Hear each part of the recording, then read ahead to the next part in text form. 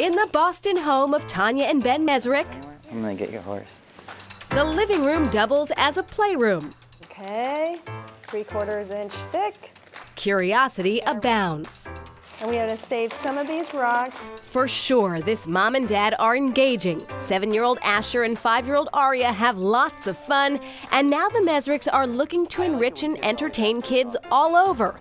They've co-written a book called Charlie Numbers and the Man in the Moon, the second in a series.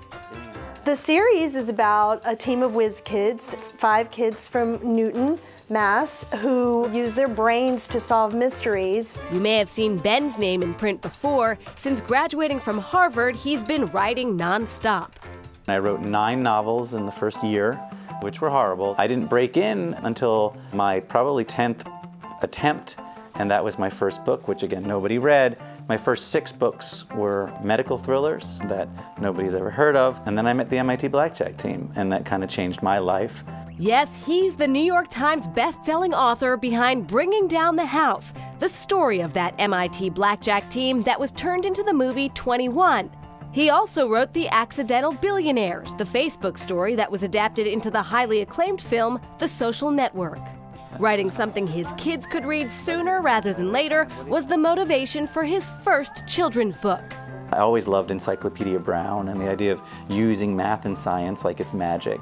And so I started the Kid series. I wrote a book called Bringing Down the Mouse, which was a play on bringing down the house. Ben says bringing in Tanya to co-write the second in the series was a no-brainer. This particular mystery, Charlie Numbers and the Man in the Moon, takes place in Boston at the Museum of Science and in DC at the Air and Space Museum. And the kids are involved in this missing moon rock mystery with NASA. Tanya's always been my secret weapon. Everyone asks me, do you have assistants? Do you have interns? No, I have Tanya. She does all the research. She interviews people for me sometimes. Tanya didn't study writing. Actually, these two met when she was in dental school at Tufts, but she's long explored creative outlets. I always had an interest in art and design, so I started a jewelry line because we were using these tools to bend wires, the same sort of tools that jewelry makers were using, and I knew how to do castings because we were casting gold crowns. At one point, Tanya partnered with a friend on a fashion line.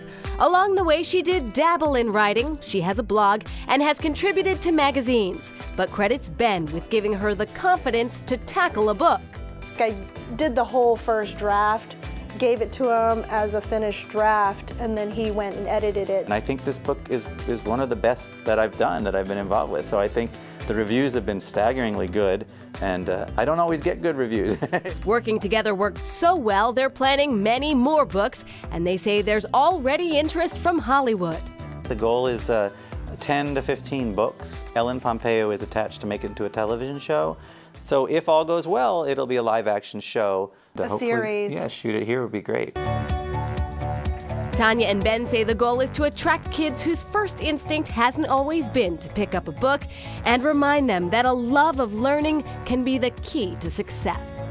It's really inspiring reluctant readers, and also sneaking in that math and that STEM in a really fun way. The idea that the geek wins out in the end, or people like the MIT Blackjack team or Mark Zuckerberg reshape the world using their brains, and I think that that's a really cool lesson.